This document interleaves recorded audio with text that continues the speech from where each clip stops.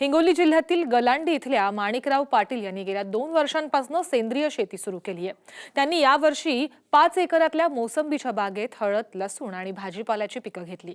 या मिश्र पीक पद्धतीतनं त्यांना 6 लाख रुपयांचा नफा मिळणार आहे। आज आपण माणिकराव पाटील यांच्या मिश्र शेतीची यशोगाथा जाणून घेण्यासाठी हिंगोली जिल्ह्यात जाऊयात।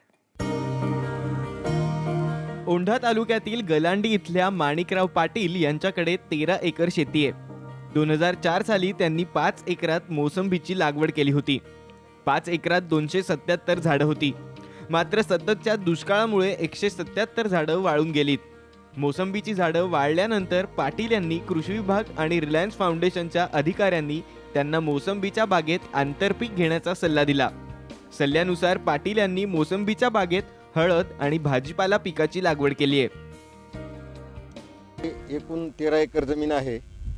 त्यापैकी आता सध्या परिस्थितीला मी माझ्या दुसऱ्या शेतात जिथे 5 एकर जमीन आहे त्या ठिकाणी माझ्याकडे 277 झाडे मोसंबीची होती।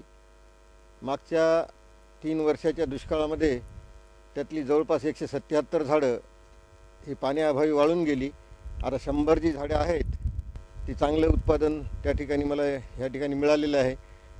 जवळपास 1,68,000ला ते मी विक्री केलेलं आहे। आता जे काही शेतीमध्ये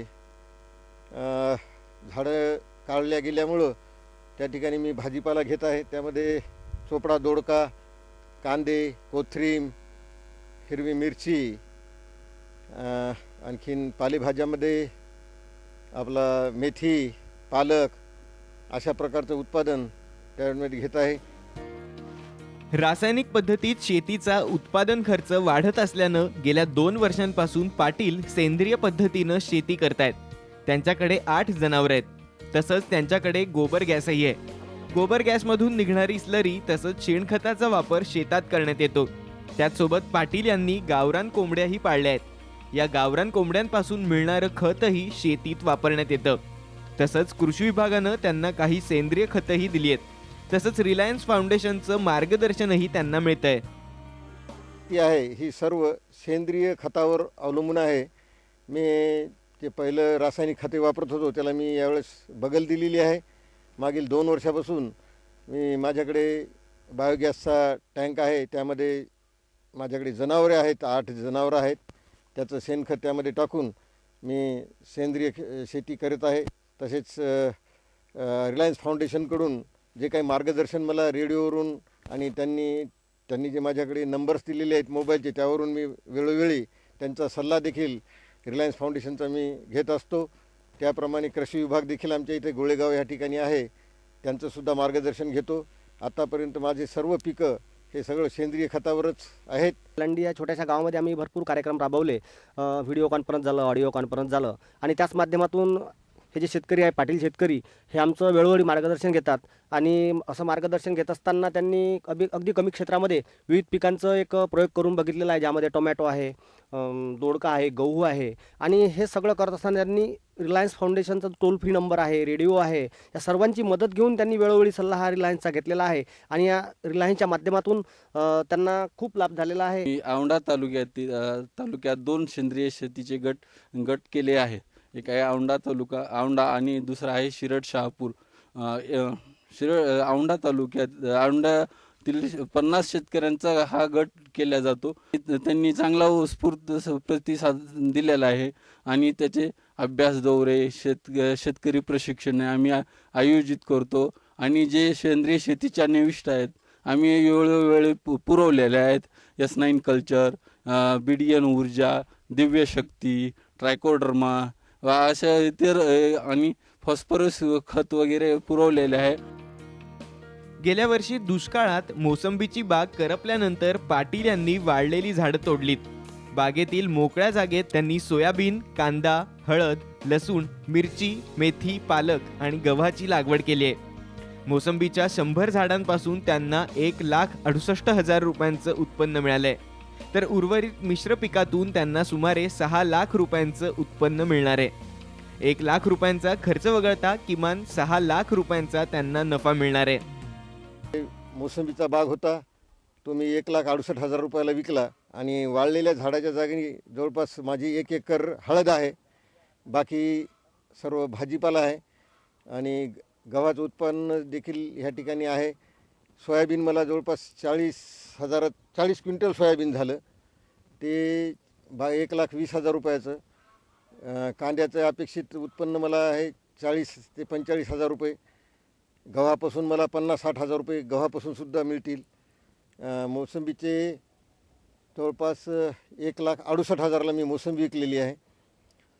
हळदीपासून मला 2 लाखाचं उत्पन्न अपेक्षित आहे आणि भाजीपाल्याचं मिळून जवळपास 2 ते 2.5 लाख रुपये भाजीपाल्याचं उत्पन्न आणि दूध दुभत्याचं माझ्याकडे जी जनावरं आहेत त्यांचं जवळपास अपेक्षित 1.5 लाखापर्यंत मला दूध दुभत्यापासून उत्पन्न मिळते.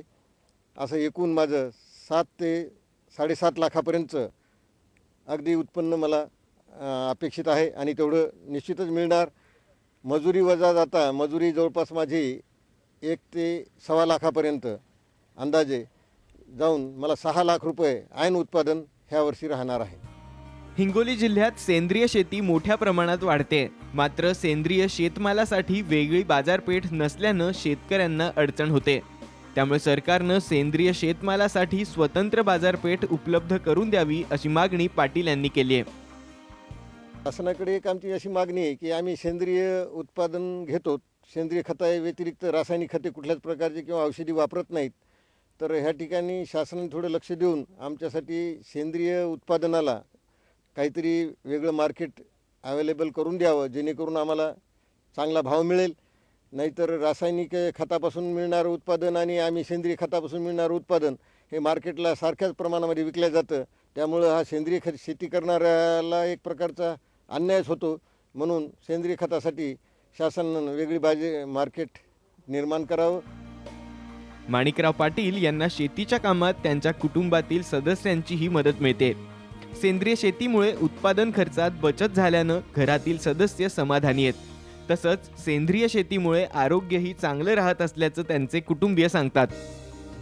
आपल्या कृषी विभागाने काही खते दिलेली आहेत, ते खतं मिळून आणि हे सेंद्रिय खतं मिळून आम्ही टोटल या माळव्याला गव्हाला कोणतं बी उत्पन्न असो त्याला वापरतो. त्याच्यामुळं आमचा भरपूर फायदा. आम्ही पहिले रासायनिक खते वापरत होतो, त्याच्यापासून बी फायदा होत होता, पण आता याच्यापासून जरा जास्ती फायदा होते. त्याच्याकडं कोंबड्या बी आहेत, गावरानी कोंबड्या आहेत, त्याचं आम्ही खत जमा करतो आणि या सेंद्रिय खतामध्ये 1 क्विंटल समजा आपलं एका बॅगमध्ये 1 किलो आम्ही ते कोंबड्याचं खत टाकतो. त्याच्यापासून इतका भरपूर उपयोग होतो लगे की पीक असे वाऱ्यावर डोलतात, असं हे फायदा होतो त्याचा. सेंद्रिय खताचा आम्हाला खूप फायदा आहे त्याचा. आमच्या मुलाबाळांना पण बिमारी नाही, त्याच्यामुळं काही नाही. घरचंच खत आहे आमचं. सेंद्रिय खत वापरतो, ते भाजीपाला खूप चांगला राहते, त्यानं बिमारी उचमळत नाही. आम्ही घरी पण खातो आणि दुसऱ्याला पण विकतो. प्रत्येकाने असंच करावं, सेंद्रिय खत वापरावं, आपल्या शेतात गोबर गॅस बनवावं आणि त्याचं सेंद्रिय खत हे करून आपल्या भाजीपाल्याला वापरावं. वाढत चाललेल्या उत्पादन खर्चामुळे शेती व्यवसाय संकटात आलाय. हीच गोष्ट लक्षात घेऊन माणिकराव पाटील 2 वर्षांपूर्वीच सेंद्रिय शेतीकडे वळले. त्यामुळे शेतीच्या उत्पादन खर्चात मोठी बचत होऊन शेती फायदेशीर होते. गजानन भोयर, साम टीव्ही, हिंगोली.